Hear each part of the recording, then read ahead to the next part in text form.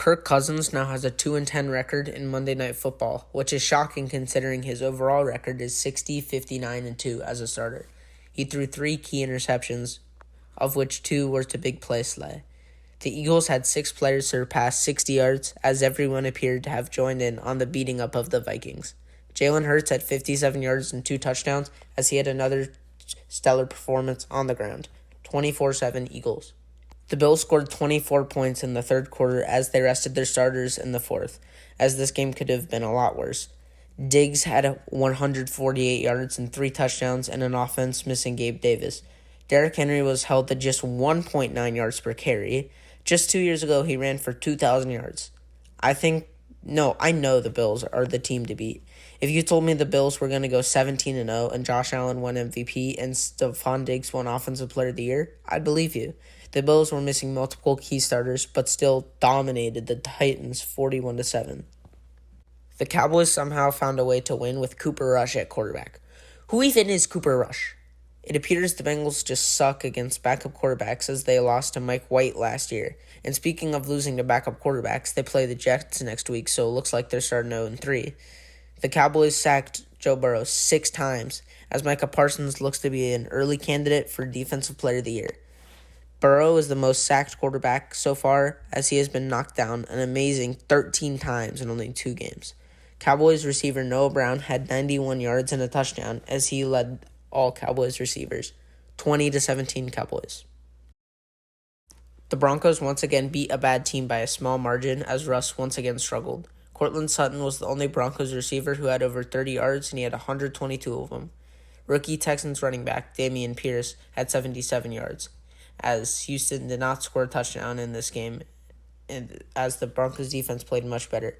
The Broncos scored 10 points and held the Texans scoreless in the final quarter, 16-9 Broncos. On the 2-point conversion in the fourth quarter, quarterback Kyler Murray held the ball for 21 seconds and ran 86 yards on his stroll to the end zone, which are both NFL records on 2-point conversions. 4 Cardinals players had 50-plus yards, as it felt like everyone contributed to the win, which was capped off by a game-winning scoop and score in overtime by cornerback Byron Murray. 29-23 Cardinals in an insane game. The Rams barely held on as the Falcons outscored them 17-3 in the fourth quarter. Cooper Kupp had 108 yards and 2 touchdowns. Matthew Stafford threw 2 interceptions, bringing his total to 5 over the first 2 games of the season. Late in the game, Brandon Powell took an intentional safety, which appeared to work as they won 31-27. Trey Lance got injured early in this game, but Jimmy Garoppolo showed why it was smart for the 49ers to keep him. Tyler Lockett had 107 yards off 9 catches. Nick Bosa had 2 sacks, but those were the only 2 sacks the 49ers had. Geno Smith struggled versus the 49ers defense, only throwing for 197 yards and an interception. 27-7 49ers. Carson Wentz and Jared Goff both played very well in this game. Amon-Ra St. Brown had an amazing day, going for 184 yards and 2 touchdowns. Lions returner Khalif Raymond had a 52-yard return, which set up the Lions in great field position. DeAndre Swift had 87 yards and a touchdown. 4 Commanders players had 50-plus yards. The Lions were up 22-0 at halftime, but the Commanders got pretty close but still lost by 2 scores. 36-27 Lions.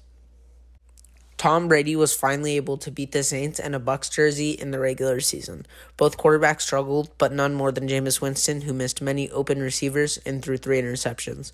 The only player that had over 70 yards was Chris Olave, who had 80. Winston was sacked 6 times in this game in a come-from-behind victory for Tampa Bay. Mike Evans was ejected and suspended for 1 game for pushing Marshawn Lattimore. 20-10 Buccaneers.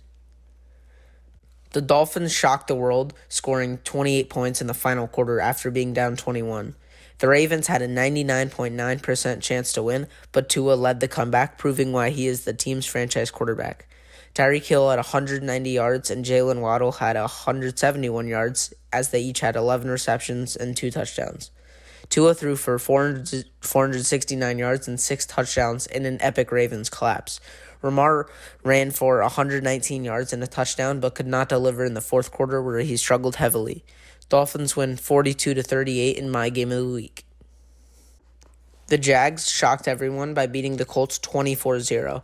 As it appears, the Colts just forget how to play football whenever they play the Jaguars. Every year, there's a team that wins their division that placed last the year before. Maybe the Jaguars could be the worst of first team this year. Matt Ryan threw 3 interceptions, and Jonathan Taylor was held in check.